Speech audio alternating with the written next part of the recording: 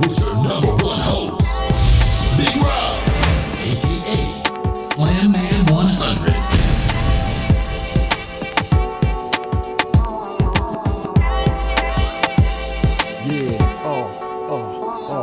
Yeah, check us out, y'all. What's up, everybody? How you doing? This is Big Rob, aka Slam Man 100, and guess what? We're in another year of the NBA, or season, I like to say. So I'd like to welcome you back once again, all those newcomers. Welcome to the show. And on this show, we got big plans for this year, so stay tuned to look out for us as we put together the video production, which should start possibly in December. We're still working down the date, so we'll keep you posted. But yeah, once again, welcome back. Second week of NBA. We like to start a week late, so we keep it CP time. So in case all those who are not aware of this show, and we're hosted usually on Friday nights. So we're here, and we're going to talk about what's going on around the NBA today. Today, once again, is Friday, November 6th. Can you believe it? Man, time flies. And we're going to talk about some of the scores that took place around the NBA. And then we're going to go in and talk about the top teams in the five. You know, I got a chance to look at the teams last week and got a chance to see what took place. And so we'll talk about that a little bit of what my first initial top five were. I'm going to do the top five, basically. So you'll see me do the top five, and then I got the 6-7 spot means you'll see. We'll talk about it as we get on into the program. So first of all, let's look at who did what. Now, at this time, the game it's 11:34 p.m. If you're not late timers, this is what time our show. Usually we're on earlier, but we're doing a special thing tonight. And so we're watching some of the games and trying to give you some of the scores that's taking place. Right now, in the second quarter, of Denver and Golden State. Golden State's putting a whooping on them, 65-37. They got a minute and 39 seconds. We got Houston and Sacramento Kings. That's Houston's up by 52-43, Sacramento Kings. And you can see they're also going into the second quarter, or at the end of the second quarter, with 3 minutes and 33 seconds. Now let me give you the final scores. If you don't have them by now, or if you haven't checked on the website or whatever of all the scores, this is what it is. The scores for the final for Toronto and Orlando, 87-92. Orlando wins 92-87.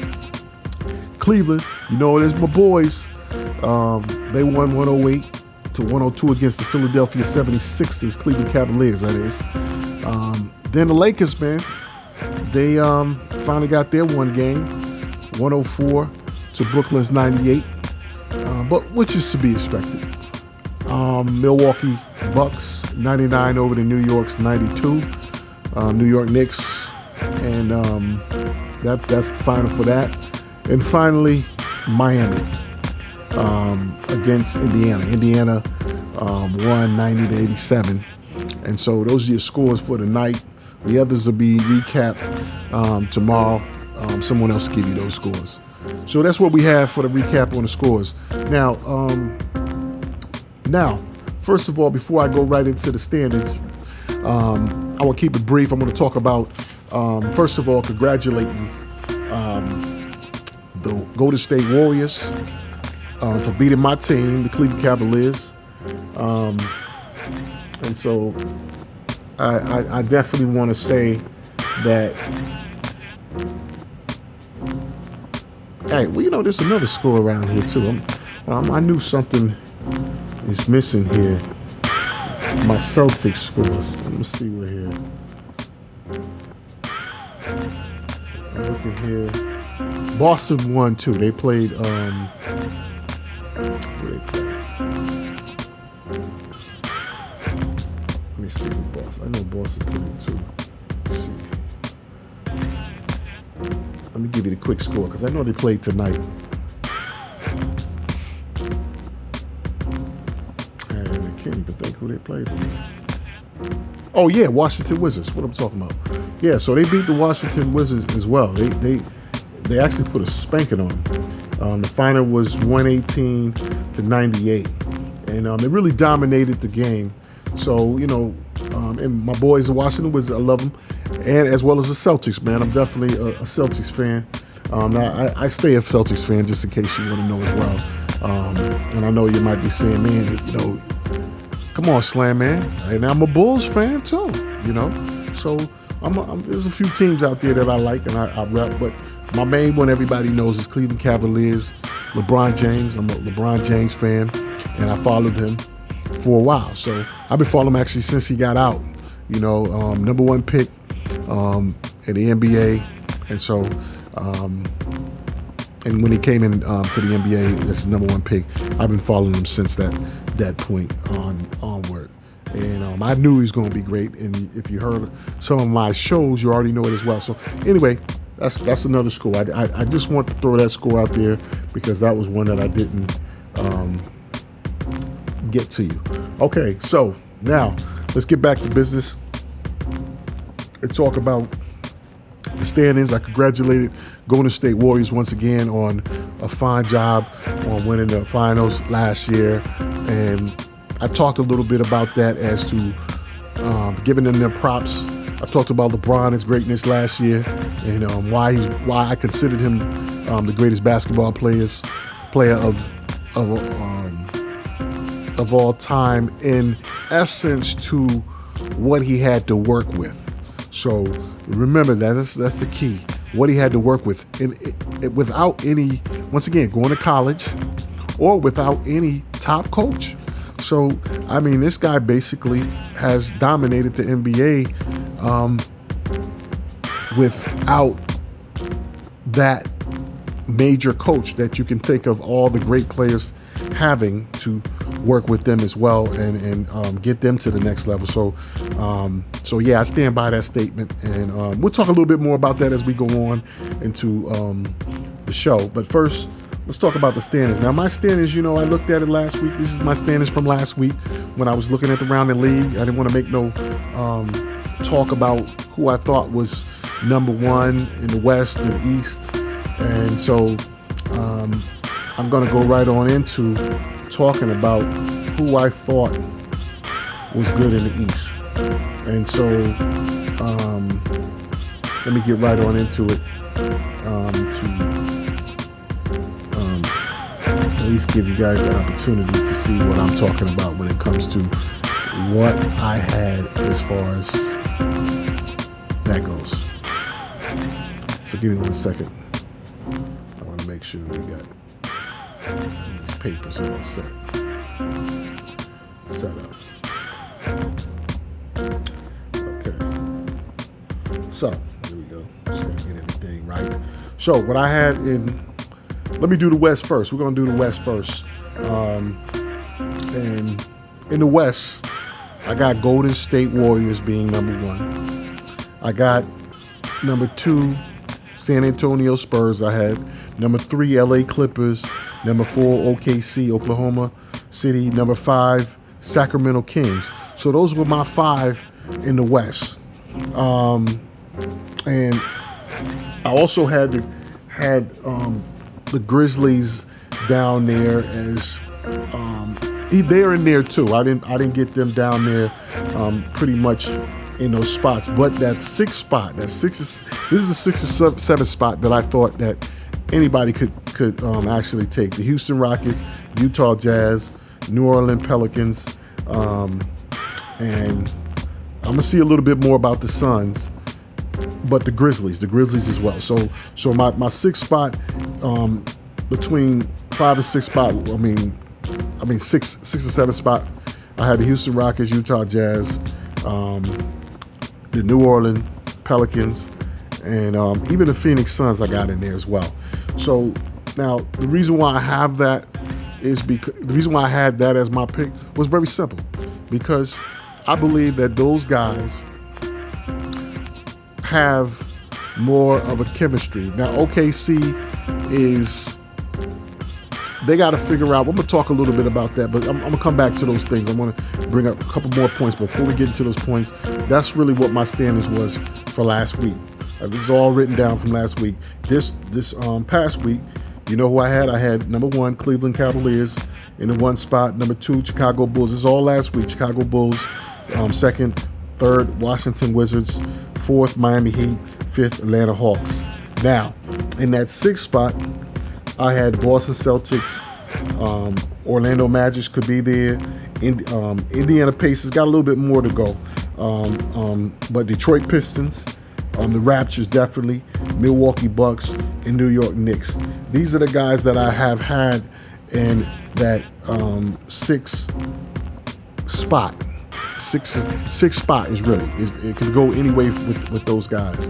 Now, I'm going to show you the standards for this week as to what the standards is as far as in the West. So we started off in the West, and we capping off. I'm not doing 8, but I'm doing 1 through 5. Golden State, definitely got them there. LA Clippers, I had them as number 3, but they're number 2.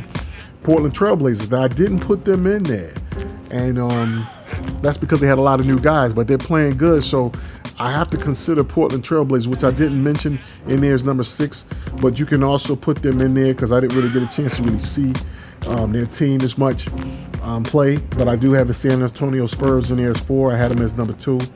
They're an older team. They got to gel. A lot of guys got to come out. I got to see what takes place. Phoenix Suns, surprisingly, is number 5. Now I had them as number 6. I watched them. I just saw a little of what they have, and they're also can be a contender in there. So they're on number 5 spot. Number 6, like I said, Utah Jazz is number 6. OKC is number 7. Now, Memphis is number 8. So, they're in there with that whole spot. So like I said again, I went to 8, but I'm not going to even do the 8 spot. I'm just doing the 5 and 6. That's my spot. So interesting. I'm going to make some points about that in a few. Now, let's go to the East. This week in the East, Atlanta's number 1. Now, I had Atlanta, no doubt, is number 5. Cleveland, number 2, which I had number 1. I think they was last week number 1. Number 3, Toronto Raptors, which is up there. So, I'm impressed with Toronto. So I should have put them up a little bit higher. My bad. Toronto. I didn't know I forgot that you got a couple different people added to that team. I'm not going to miss any names at this point, but I just wanted to see a little bit of how you guys would gel. That's why I kind of had you in the 6th spot. I didn't know how you would gel for this week, how healthy you would be. But you guys are in the 3rd spot. Detroit, number 4. They're in the 4th spot, and I had them in the 6th. So I'm close. Washington Wizards, number 6.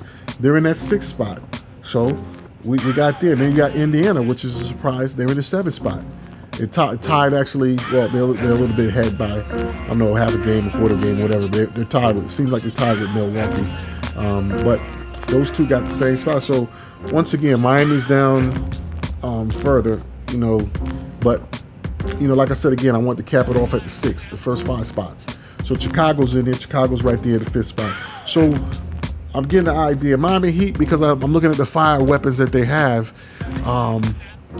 and they look like they can do something. But really, it's for them. It's going to come down to really, truly how healthy Dwayne Wade is, because Dwayne Wade is the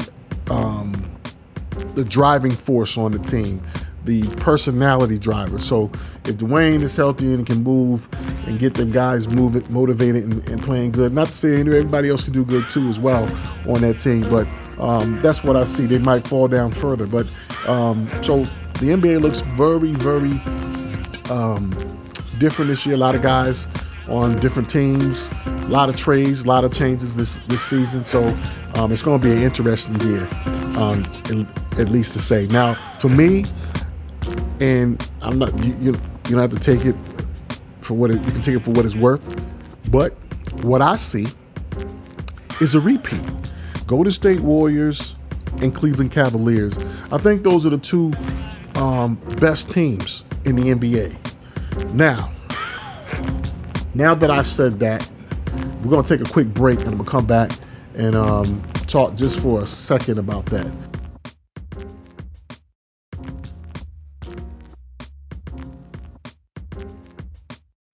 Tune in every week to Basketball in the Basement for the realest basketball talk on the planet. www.basketballinthebasement.com. Welcome to Basketball in the Basement. I'm your host, Big Rob, a.k.a. Slamman 100. We're back from break. Just want to continue on the show. If you haven't got a chance to hear the first part of our show, you can always go back on basketballinthebasement.net and check us out and catch any shows that you missed. Like I said, we got a lot this season, so welcome back again. So now let's continue on to talk. Now we talked about the standings on the East and the West. So a couple of things. And you know what?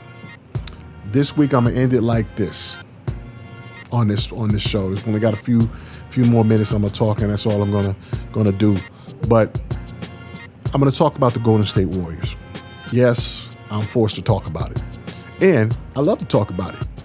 Now, although being a great LeBron fan as well as Cleveland Cavaliers, I love the team at this point because my main man LeBron's on there. I ain't gonna lie, and so that's how it goes. But let me say something first of all, and you can catch my other shows which I did last year about the Golden State Warriors. The Golden State Warriors and the Cleveland Cavaliers, and I feel that they are still the top teams to beat this year. I think there's going to be another rematch. Can you imagine that? A healthy Golden State Warriors and a healthy Cleveland Cavaliers? Oh man, it's going to be good. I probably like to see that before I see Durant and Westbrook. Now, I would love to see a Cleveland Cavaliers and OKC next year. There's no question about it. But this year, I like to see a rematch. I think that's what I have as my finals for this coming year. Now, once again, let's not get off the subject. I'm gonna go right back to Golden State.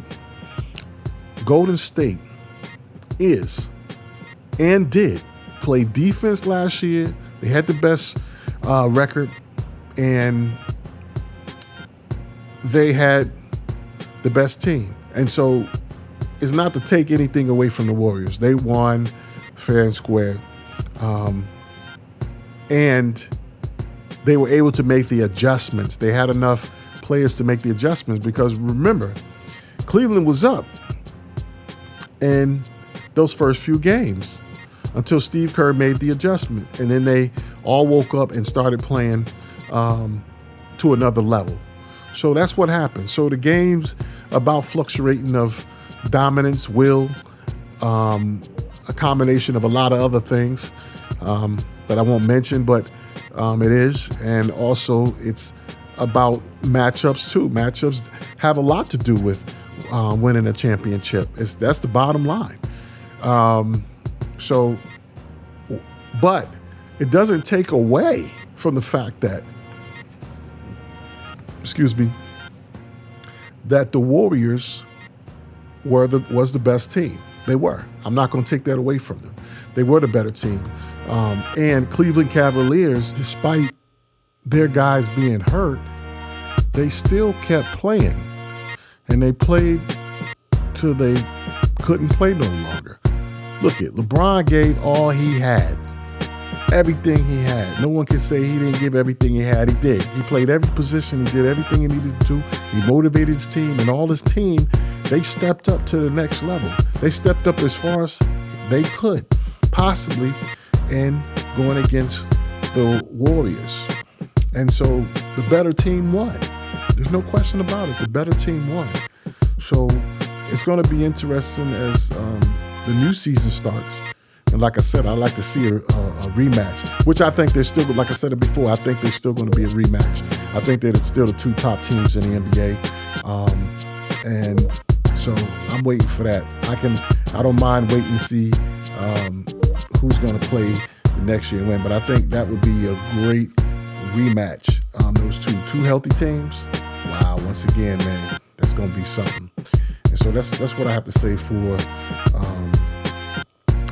for what the champs of last year. They're still the team to beat. The Warriors are still the team to beat. And you know what? They done stepped it up again. You know, and I remember when the Bulls came back from winning their first championship that next year, 1992, they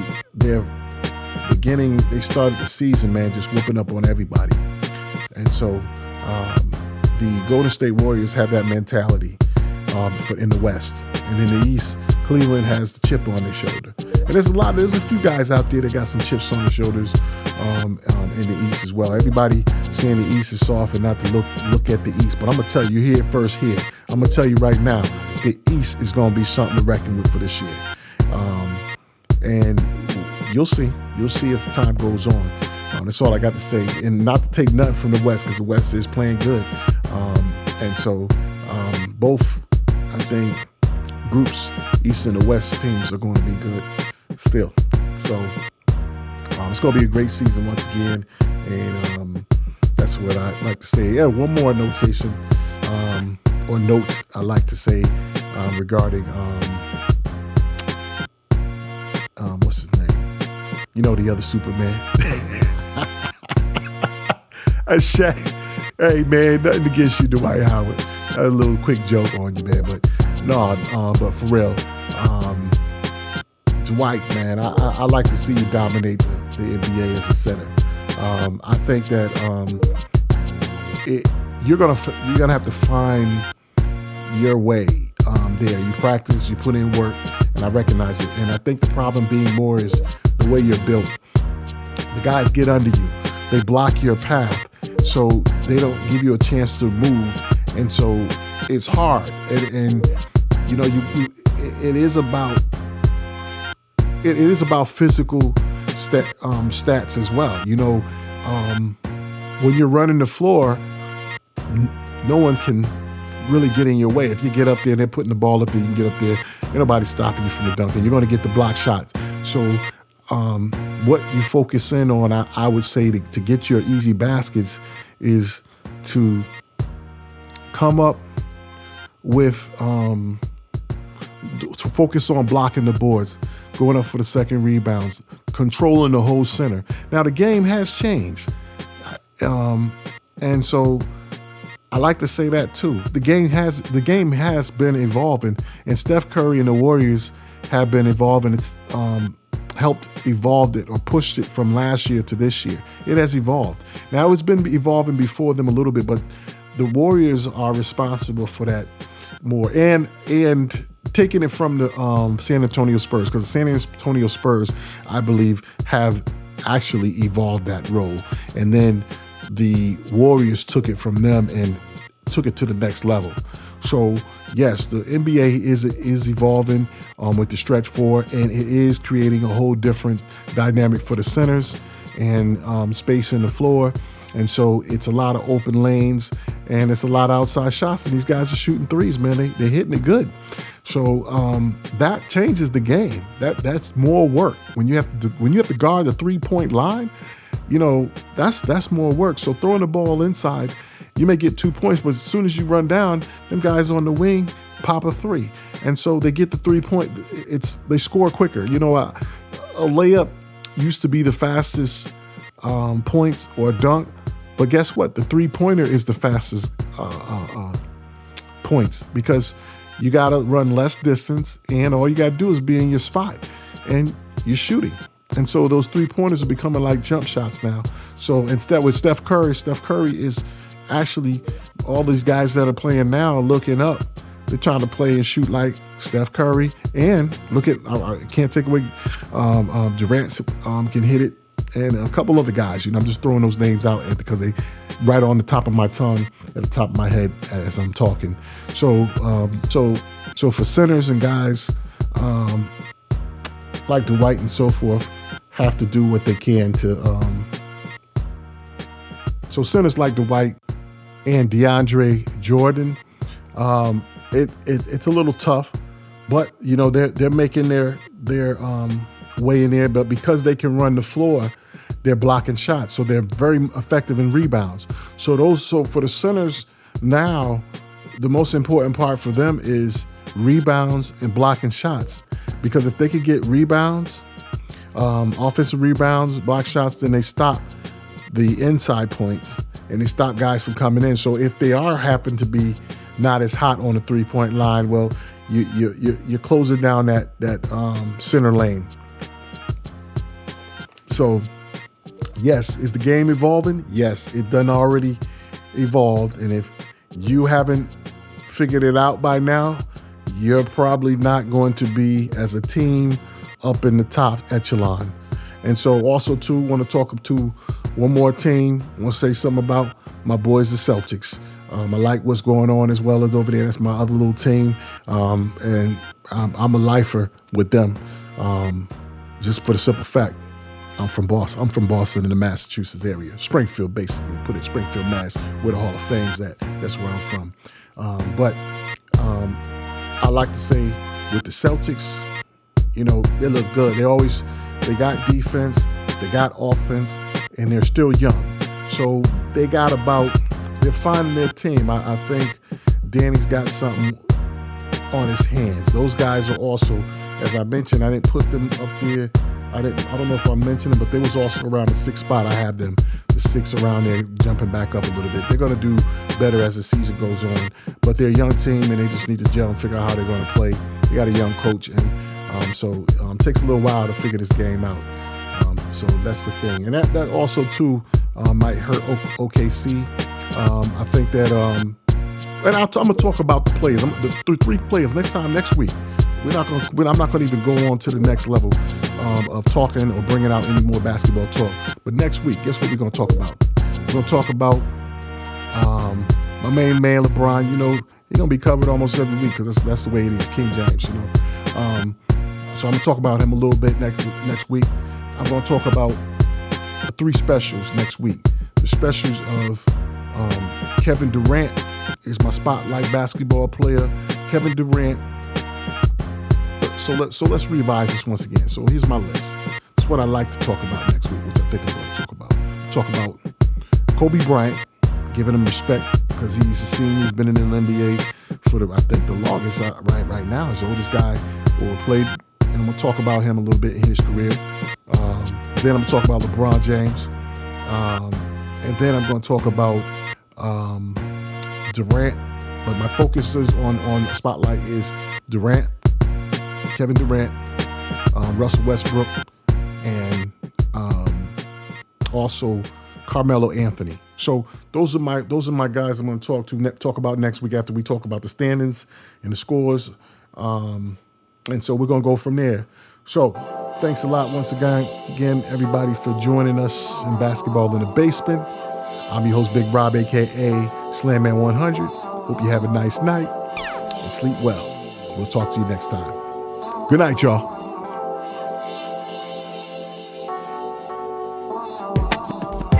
Tune in every week to Basketball in the Basement for the realest basketball talk on the planet.